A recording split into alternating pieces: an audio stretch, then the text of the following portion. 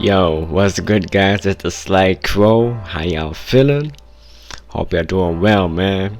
So we got a blog post straight out of Activision Blizzard which talks about their innovative tool. Innovative. The King's Diversity Space Tool. And so this tool was created with the intended purpose used to judge the quality of diversity in a character of any medium to see if it scores within the range of the representative stereotypes or tokenism.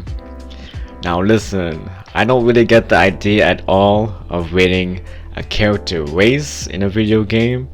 Why not hire someone from that cultural background to give their input on these decisions? And doesn't that seem like common logic to y'all?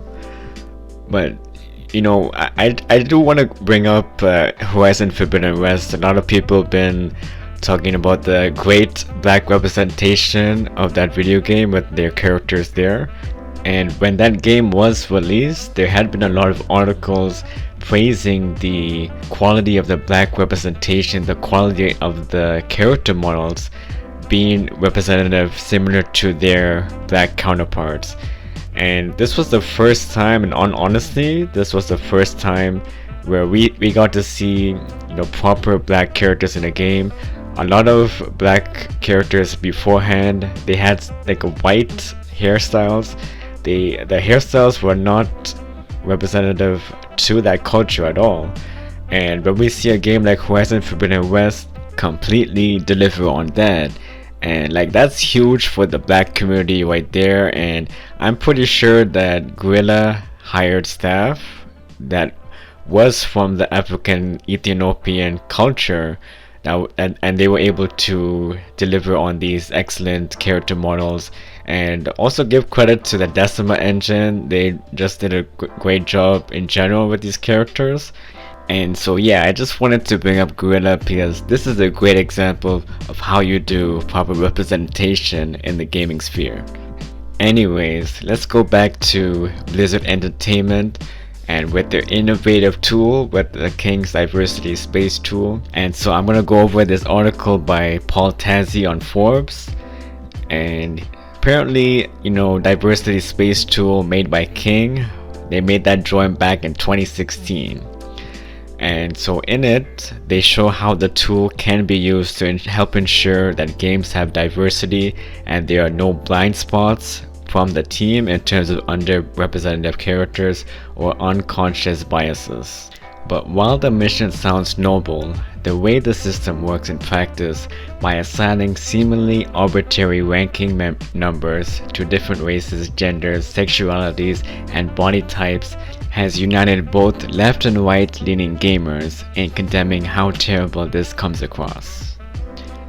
And so look, how would you go about addressing a metric number to how ethnic a person is? And it's like, bruh, this is pretty sketchy as it is. But apparently Blizzard and Activision's marking scheme for their characters goes through a wide range of characteristics such as their race, their body type, facial features to their background, and with 0 being the baseline number, and 0 would basically be the straight white male character, while the higher the number goes, the more unique and diverse the character is.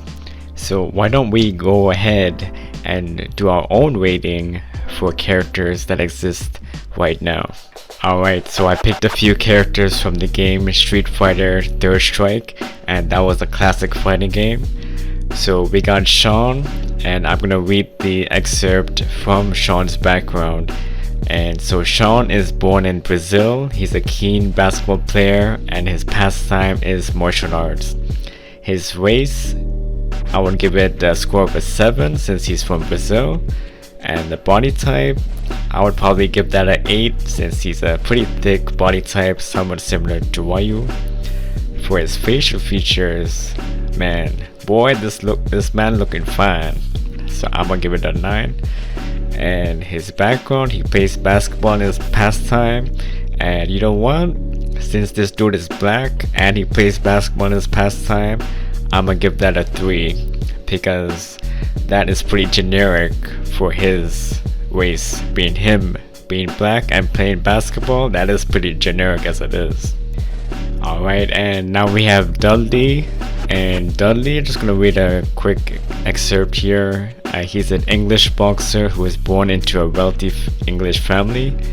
And for his race, being that he's from England, I would probably rate that a high number. I would rate it at 8.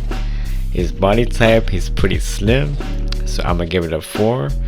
And his overall background, he does enjoy the herbal tea and driving a fancy sports car.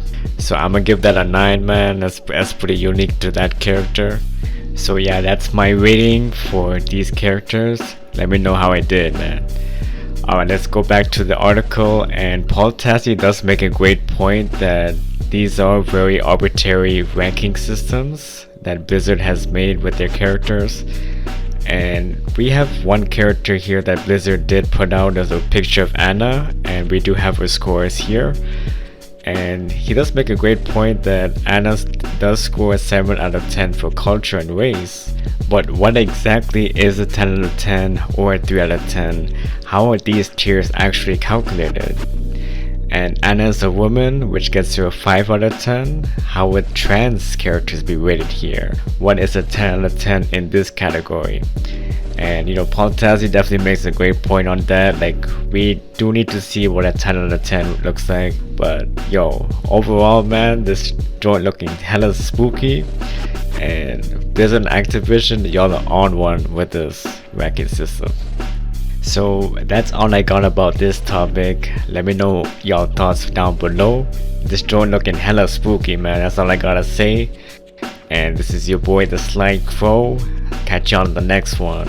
Peace.